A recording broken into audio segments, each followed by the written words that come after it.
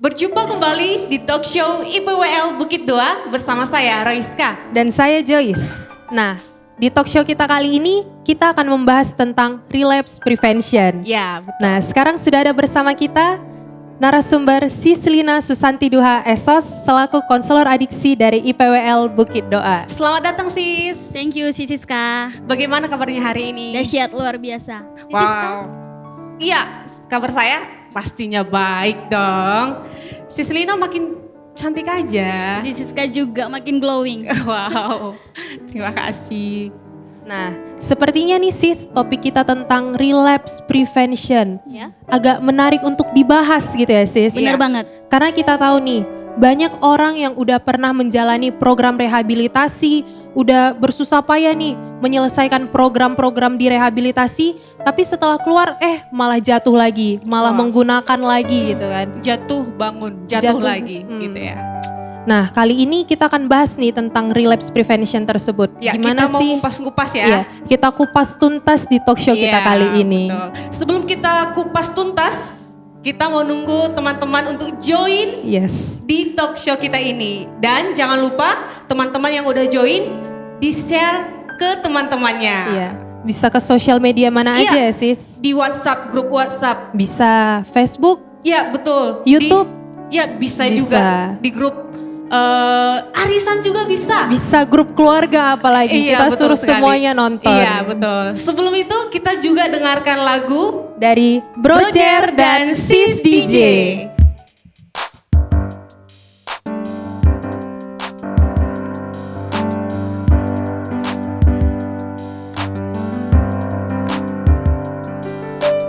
Hanya bilik bambu, tempat tinggal kita, tanpa hiasan, tanpa lukisan.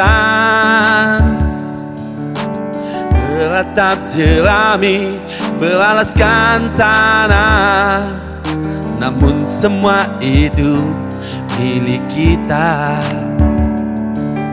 Memang semua ini milik kita sendiri.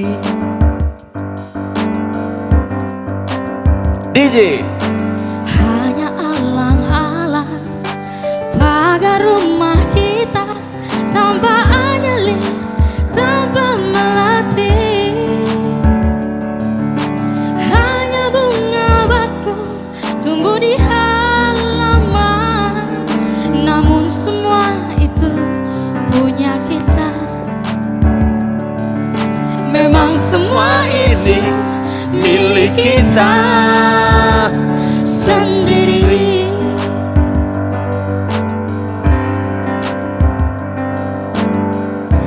Haruskah kita beranjak ke kota yang penuh dengan tanya?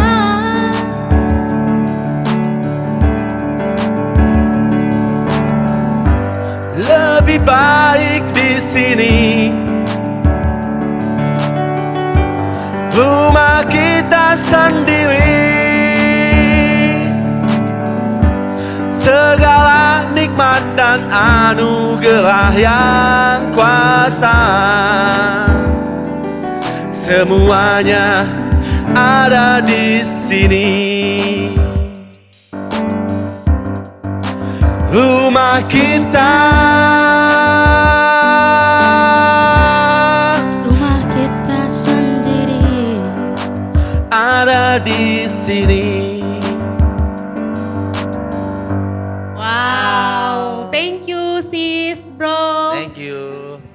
Tanpa menunggu lama-lama lagi, kita mau bahas nih tentang apa sih itu relapse prevention. Iya betul. Nah, tapi sebelum ke relapse preventionnya nih, pasti semua orang tahu nih harusnya itu ke relapse dulu nih. Apa sih arti relapse itu sendiri sis? Boleh dijelasin nggak? Oke, thank you Sis Joyce. Ya, relapse itu adalah situasi di mana seorang pecandu berhenti atau abstinen, kemudian dia menggunakan kembali zatnya. Kejadian itu berulang-ulang. Nah, sebelum dia relapse, dia akan mengalami yang namanya slip atau lapse. Nah, lapse ini di mana seorang pecandu itu hanya menggunakan sekali saja atau cenderung singkat, seperti itu. Oke, jadi sleep itu tadi sekali aja gitu ya. Jadi relapse itu berulang-ulang kali.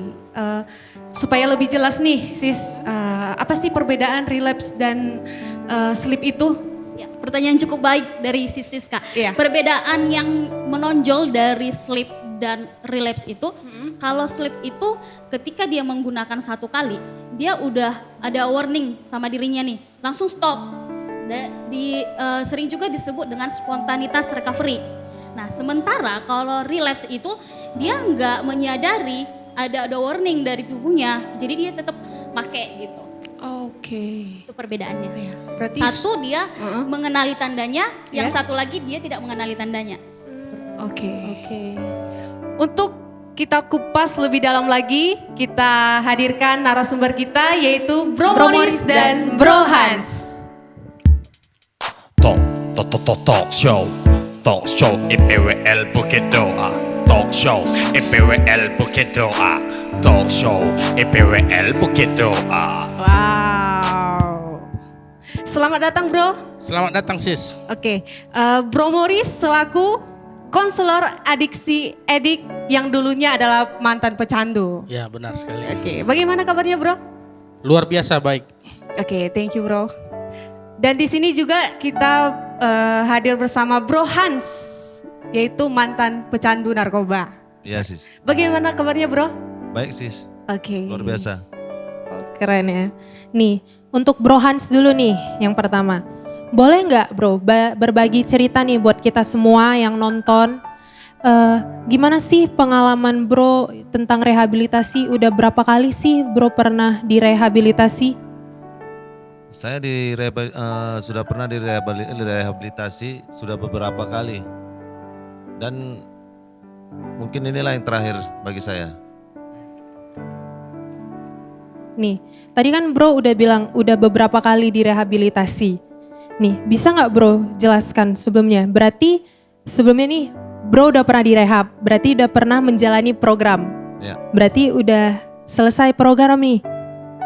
Bro itu kan jatuh lagi nih ke dalam narkoba, makanya direhab kembali. Itu kan seperti yang Sislina tadi di awal jelasin kan, relapse. Nah, itu kan artinya relapse. Boleh nggak sih Bro jelasin tentang pengalaman Bro di relapse gitu dan perbedaannya apa sih yang pertama dan untuk yang kedua kalinya gitu setelah menggunakan narkoba? Awalnya saya jatuh, faktor penyebabnya pertama lingkungan. Dan kedua, masalah-masalah yang ada di keluarga saya ataupun di rumah tangga saya. Berarti karena ada faktor lingkungan dan keluarga gitu ya Bro. Nih, untuk setelah menggunakan lagi nih, ada jeda berapa lama nggak sih Bro? Setelah, kan udah selesai program nih. Ya. Jedanya berapa lama sih Bro itu untuk bisa jatuh lagi ke dalam narkoba? Dan kira-kira dosisnya itu bertambah atau tetap atau berkurang? Jedanya sekitar 2 bulan setelah saya selesai program dan kembali ke rumah menjalani kehidupan saya sehari-hari. Saya jatuh lagi 2 bulan setelah selesai program. Oke, boleh tanya nggak Bro, bagaimana perasaan Bro gitu kan? Kan sudah selesai melaksanakan program nih, udah nggak pakai lagi, terus pakai lagi gitu ya. Bagaimana perasaan Bro setelah pakai lagi lah ini gitu? Apakah langsung pakai aja atau perasaan Bro gimana lah? Boleh ceritakan. Awalnya sih saya takut aja sih pakai lagi, karena kan saya sudah tahu efeknya. Tapi saya tidak bisa menahannya. Terakhir saya jatuh lagi dan kembali lagi ke dunia saya yang seperti dulu lagi. Oke. Kalau boleh tahu nih Bro Hans ya, pemakaiannya apa ya? Makanya sabu dan ganja. Sabu dan ganja. Pertama kali make memang sabu dan ganja juga sebelum relapse. Sebelum relapse dua-duanya sis. Dua-duanya Iya. ya. Jadi selama Bro menjalani namanya pemulihan, itu paling lama abstinen nggak menggunakan jet itu cuma 2 bulan. Iya, Itu paling lama. paling lama. Kalau paling cepatnya Paling cepatnya 1 bulanan gitu. 1 bulanan. Untuk itu Bro, dosisnya dari sebelumnya bertambah banyak atau biasa-biasa aja? Dosisnya semakin banyak saya pakai dari yang sebelumnya. Oh, semakin banyak gitu ya. Nih, mau naik nih untuk Sislina. Itu memang untuk semua orang atau tergantung orangnya masing-masing sih? Makanya setelah relapse dia menggunakannya itu dengan dosis yang lebih tinggi lagi nih. Ya, pada umumnya sih namanya penggunaan zat psikoaktif ya. Jadi setiap tahun pasti penggunaan itu akan bertambah dosisnya karena tubuhnya itu akan beradaptasi. Jadi kalau misalnya dia, saya buat ke duit aja lah ya biar lebih ini. Misalnya dia pakai 200.000, nah lama-lama itu nggak ngefek ke badannya, jadi ditambahin dosisnya. Dan ada juga memang dia yang udah coba substan baru atau coba zat baru yang lagi tren, yang baru keluar, pengen tahu efeknya seperti itu. Oke. Untuk Bro Morris nih, Yes. yang dulunya juga pecandu ya kan, jadi mengabdi jadi konselor gitu ya. Penyebab relapse itu bagaimana Bro? Ya, untuk penyebab relapse itu ya banyak faktor ya. Ya, Ya. mungkin dari adanya peristiwa-peristiwa besar yang terlalu dihayati. Contohnya nih ada duka cita Oke. dan si mantan pecandu itu terlalu meresapi gitu kan. Dan akhirnya dia tidak sanggup dan muncullah yang namanya itu trigger, pemicu-pemicunya gitu kan. Jadi gejala-gejalanya sebetulnya banyak, salah satunya ya seperti itulah. Dan ketika kita mulai kembali ke lingkungan lama kita dengan teman-teman lama kita, ya itu mungkin juga dengan hubungan kita dengan keluarga sudah mulai renggang. Di situ gampang sekali terjadinya relapse seperti itu. Sama seperti yang dialami Bro Hans lah ya. Ya benar. Nih, tadi Bro ada bilang trigger. Mungkin banyak nih yang belum tahu kata-kata trigger itu apa. Bisa nggak sih Bro jelasin dengan bahasa awam yang banyak orang ngerti, apa sih arti trigger itu? Iya. Ya, itu lebih ke pemicu ya, pemicu pencetus ya ada terdapat beberapa bagian juga. Salah satunya tempat, ya kan, benda dan orang. Ya contohnya seperti lingkungan-lingkungan yang dimana kita biasa menggunakan narkoba itu bisa menjadi salah satu pencetus kita untuk teringat kembali untuk menggunakan. Dan kalau soal benda mungkin itu alat-alat seperti kita menemukan pipet yang bengkok, kita merasa ini untuk bong seperti itu. Dan untuk orang ya mungkin teman-teman yang kita dulu sering menggunakan seperti PIC, partner in crime, ya setiap berjumpa dengan dia kita merasa mengingat masa lalu kita. Ya itulah contoh-contoh triggernya. Berarti trigger ini hal-hal yang bisa memicu, yang bisa mengingatkan kita kembali gitu ya tentang. Benar sekali sis. Oke. Nih, untuk Bro Morris lagi nih mau nanya. Tadi kan udah ditanya nih penyebabnya apa. Selain itu ada nggak faktor-faktor yang menambahi kenapa sih orang bisa jatuh lagi kembali ke dalam narkoba? Padahal kan sebelumnya mereka udah pernah makai, udah tahu dong efeknya nggak bagus untuk kesehatan, tapi kenapa sih bisa make lagi gitu? Ya itu tergantung individu masing-masing. Sekuat apa kita mempertahankan pemulihan kita sis. Jadi nggak bisa dipungkiri juga setiap mantan pecandu itu sebetulnya membutuhkan circle yang aman. Kita harus kenali gejala-gejala kejatuhan kita. Kita belajar dari kesalahan kita seperti itu. Dan biasanya yang masih sekali dua kali dia itu merasa dirinya nggak apa-apa. Pakai aja lah, masalah ini terlalu berat. Dan mungkin dengan sekali pakai tidak bakal ketahuan, gitu kan? Nggak ada orang yang tahu. Mungkin dengan ini aku bisa tenang. Gitu dia melakukannya, dia memakai kembali. Dan zat-zat itu yang masuk ke dalam tubuhnya itu membuat dia tidak stabil gitu. Mulailah pola tidur yang tidak teratur, emosional berubah, dan dia terpaksa menggunakannya lagi. Dan setelah dia menggunakan berulang-ulang, itulah yang dinamakan relapse. Seperti itu. Tadi Bro bilang kan circle yang aman gitu ya. Iya, benar. Jadi circle yang aman itu seperti apa Bro? Ya kalau menurut saya pribadi, kita bangun komunitas. Ya. Komunitas yang positif, kita mencari tempat rehabilitasi yang bisa kita jadikan rumah kedua kita. Kita bisa berkonsultasi dengan konselor kita. Walaupun kita sudah selesai dari program, tapi tetap jalin hubungan begitu dengan tempat rehabilitasi kita, dengan teman-teman yang positif. Itulah circle aman kita, dan mungkin yang lebih penting lagi kita mendekatkan diri dengan Tuhan seperti itu. Berarti seperti yang dilakukan bro sendiri lah ya kan? Iya. Iya. Mengabdi di rehabilitasi sebagai konselor itu juga mungkin jadi salah satu mencegah untuk relapse gitu Iya. ya. Benar sekali.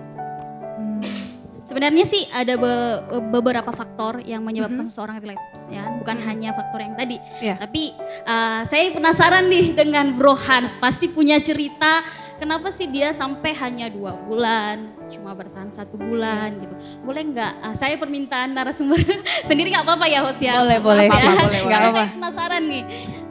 Jadi Bro Hans boleh nggak ceritakan biar juga penonton tahu kan bagaimana sih prosesnya Bro Hans tiba-tiba memilih untuk relapse kayak tadi dari Bro Morris juga bilang entah karena kesedihan berlebih kah ya, atau karena memang karena keinginan pakai kah, atau karena ketemu sama orang-orang PIC sama-sama pengguna kah, boleh ya Bro Hans ya?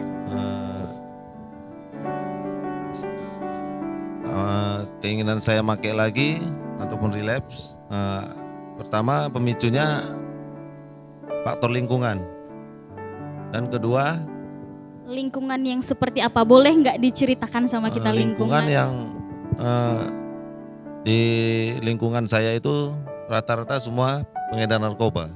Oh, lingkungan yang benar-benar pengguna narkoba ya? Iya. Dan yang kedua faktor masalah rumah tangga, Sering berantem? sering berantem sama istri.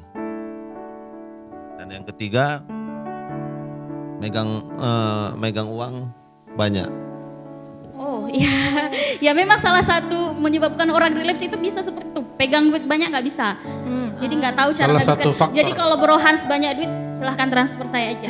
Saya pasti simpan. Daripada digunakan untuk hal-hal yang tidak Iya, baik gitu ya sis. Kabari ya Bro Hans ya. Ya sis. Boleh juga sis Joyce simpan ya. Iya boleh nih bro, Aku bagi-bagi. juga lah, aku juga. Berarti itu juga salah satu faktor gitu ya sis. Ya ada beberapa. Ketika kita megang banyak uang gitu ya. Karena memang banyak sih orang-orang juga katanya sampai-sampai kalau misalnya nggak ada duit nih mau menjual barang-barang yang di rumah gitu. Itu beneran nggak sih sis? Kalau misalnya kita relapse gitu. Iya. Jadi saat seseorang itu relapse, dia nggak akan berpikir jernih. Kalau kita orang yang nggak pemakai kan pasti berpikir kalau mobilku ini kejual, ya apa dong hartaku lagi? Bagaimana dong aku bawa anak istriku yang bayi ini gitu kan? Anakku yang bayi ini. Tapi kalau orang yang udah namanya pecandu, dia akan berpikir bagaimana cara untuk make, ya kan?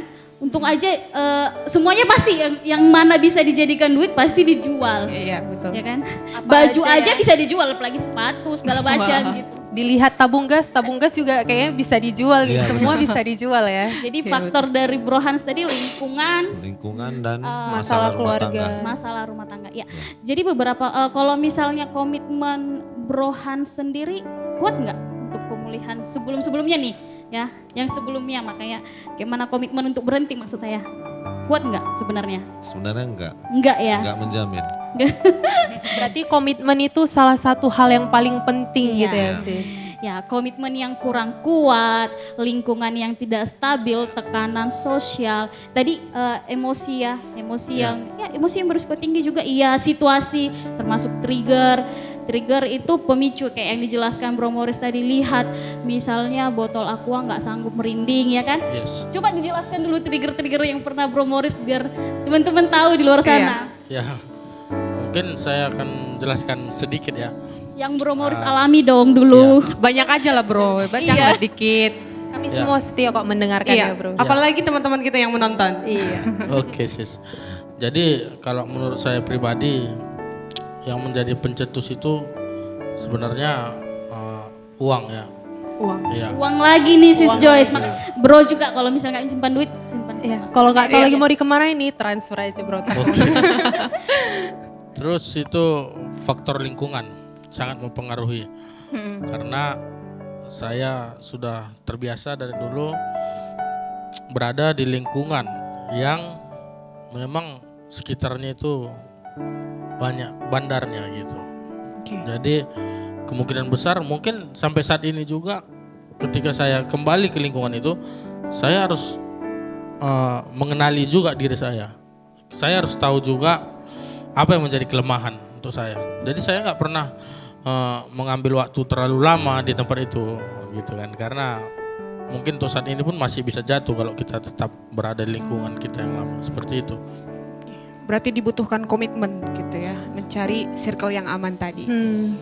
Nih, kalau untuk Brohan sendiri nih, tadi kan kita udah dengar nih, apa sih pemicu Bro Morris bisa relapse lagi? Kalau untuk Brohan sendiri, apa sih pemicunya?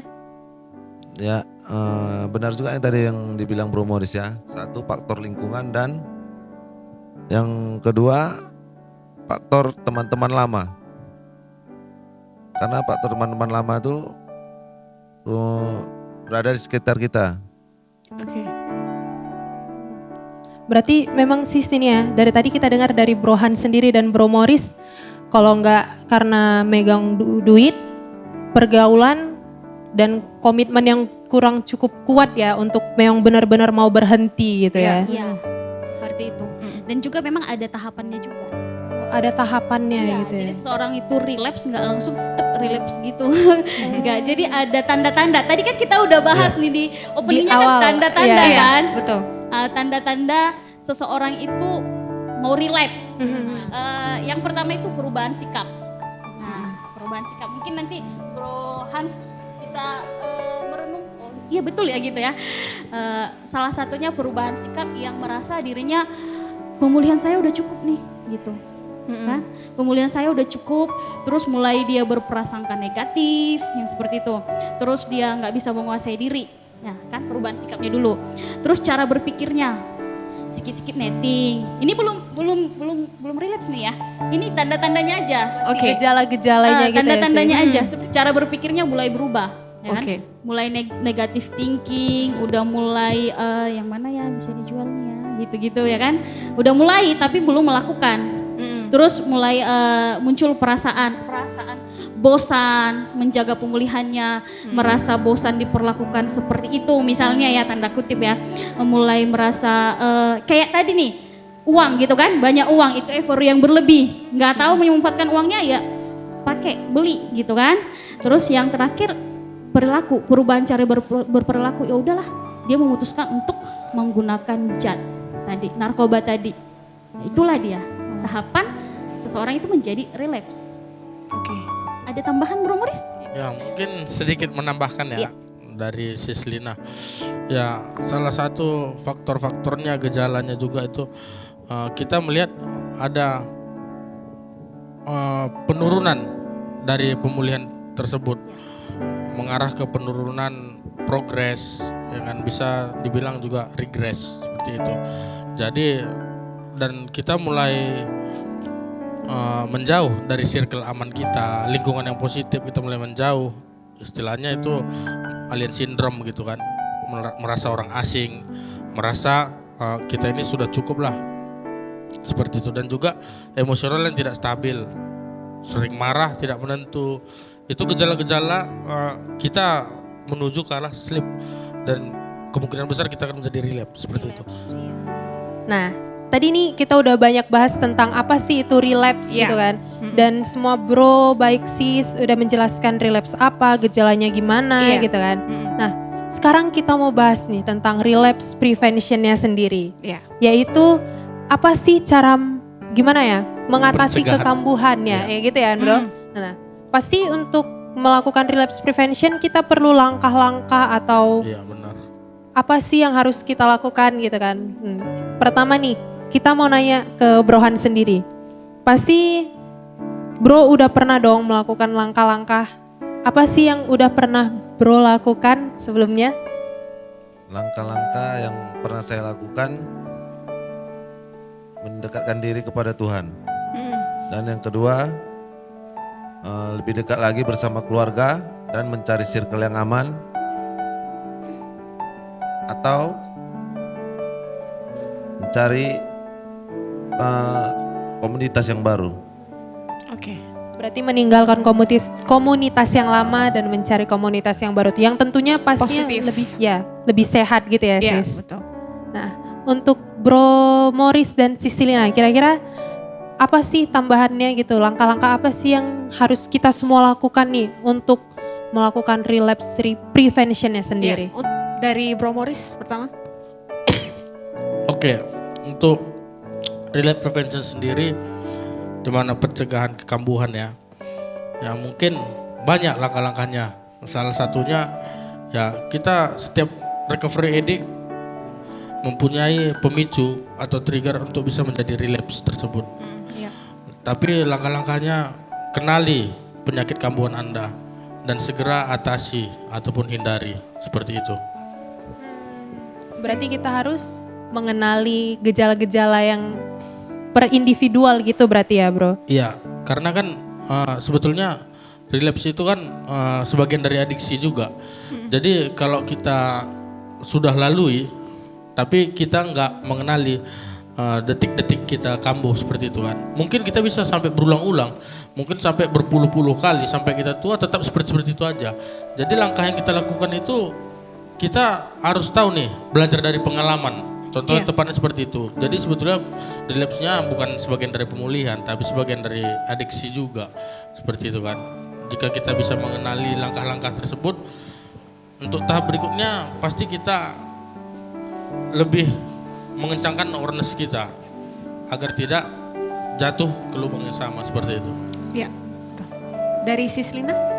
Kalau dari saya agak panjang nih sister. Wow, it's okay. Kita setia menunggu. Gak apa-apa, biar lebih detail aja Iya. ya teman-teman. Betul. Yang dibenarkan Bro Morris itu ya dia ngambil bibit unggulnya. yang betul. Jadi kalau dari saya ya, yang pertama itu komitmen, ya kan? Ya, komitmen. Banyak orang pecandu di luar sana setelah menjalani rehabilitasi memang dia berkomitmen. Saya komitmen tidak mau menggunakan lagi gitu. Tapi dari saya yang paling penting itu komitmen bukan untuk orang lain, tapi untuk diri sendiri. Ya, salah satu relapse preventif itu ya komitmen untuk diri sendiri untuk tidak menggunakan lagi. Jangan jadikan orang lain alasan kita untuk berhenti, tapi diri kita. Mau sampai kapan kita seperti itu? Mau sampai kapan kita merusak diri kita dan lingkungan kita, gitu ya. Terus yang kedua, cari circle yang aman. Kayak ini bilang Bro Morris tadi, kayak dibilang Bro Hans juga. Komunitas baru, lingkungan baru. Terus kalau misalnya kita udah tahu itu pemicu kita ya hindari trigger kan. Terus kelola sugesti dengan benar. Ya. Kalau kita udah tersugesti, jangan mau disugesti itu. Cari coping skill. Kalau yang program pasti tahu coping skill ya. Coping skill itu cara apa sih, untuk Sis? mengalihkan perhatian, cara untuk mengatasinya seperti itu ya. Terus SWOT diri sendiri, cari kelebihanku apa ya untuk adisinya ya. Kelebihanku apa ya, kelemahanku apa ya, ancamanku, peluangku di mana. Jadi setelah dia kenalin, pasti dia udah tahu cara mengatasi dirinya. Terus yang paling penting menurut saya, dekatkan diri sama Tuhan. Karena dia yang akan ingatkan kita dari dalam, tindakan kamu salah gitu. Oke. Itu aja sister. Oh, keren. Berarti komitmen, cari circle yang aman. Yep. Mendekatkan diri dengan Tuhan. Iya, betul sekali. Hindari trigger. Iya. Dan yang tadi yang saya tangkap nih ya, paling penting itu komitmen kan sis. Karena kita itu harus berkomitmennya itu berubah karena diri kita pengen mau berubah gitu ya. Bukan dari orang lain. Iya, karena nanti kalau misalnya dari orang lain, mereka melakukan kesalahan, kita jatuh lagi gitu ya. Berarti komitmen dari Diri diri sendiri. sendiri. Oke, thank you. Yang terakhir nih untuk Bro Hans sendiri gitu ya. Ada yang Bro sampaikan untuk teman-teman di luar sana gitu ya yang masih mengalami relapse tentunya dan untuk diri sendiri juga untuk Bro sendiri. Dari saya, pesan saya untuk para relapster yang masih ada di luar sana, jatuh bangun itu biasa, men. Kalau jatuh nggak bangun-bangun itu luar biasa. Iya. Itu saja dari saya. Terima kasih. Oke. Terima kasih. Kalau dari Bro Morris dan Sislina ada nggak yang mau dibilang? Sampaikan untuk teman-teman kita yang lagi nonton nih. Iya. Oke, mungkin gejala-gejala relapse itu sebetulnya sangat mudah untuk diprediksi. Jadi saya hanya bersaran buat teman-teman semua, kenali gejala-gejala kekambuhan Anda dan segera dihindari untuk bisa tetap stay clean. Mantap. Sislina?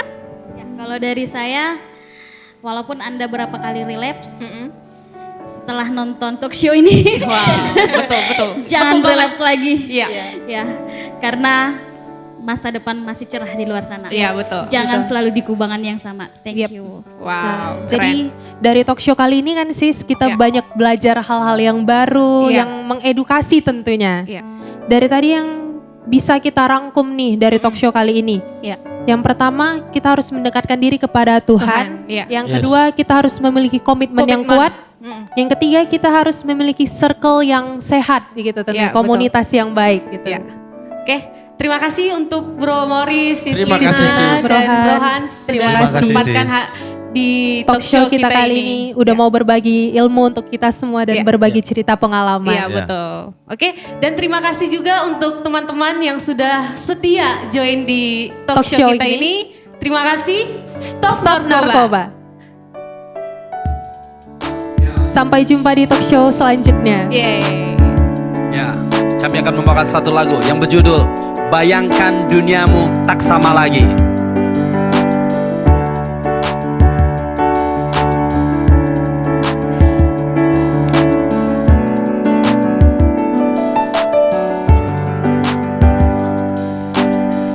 Bayangkan duniamu tak sama lagi. Bayangkan mentari tersenyum saat pagi. Bayangkan hatimu tulus tanpa celah. Bayangkan ini semua terjadi kelak, ya. Bayangkan dunia tanpa celah, dosa tak punya celah, damai dan kerukunan tak mudah terpecah belah. Dan setelah salah, maafkan habis, belas gantikan kebencian yang sadis. Tangis luka tak ada, hisap pilu pun hilang, hanya tangis bahagia yang mengalir tak terbilang. Gemilang, ceria terlihat di tiap muka, senyuman tulus pun menghapus setiap luka. Hapuskan dengki iri dan benci diri sendiri. Semua orang banggakan diri dan uji diri, tak perlu merasa rendah atau arogan. Nafsu dan hakikat semua bisa dirobohkan. Mungkinkah dunia ini bisa berubah? Mungkinkah dunia ini berganti rupa? Mungkin kalau kita mulai dari diri sendiri, bertahan melawan arus, tegak berdiri.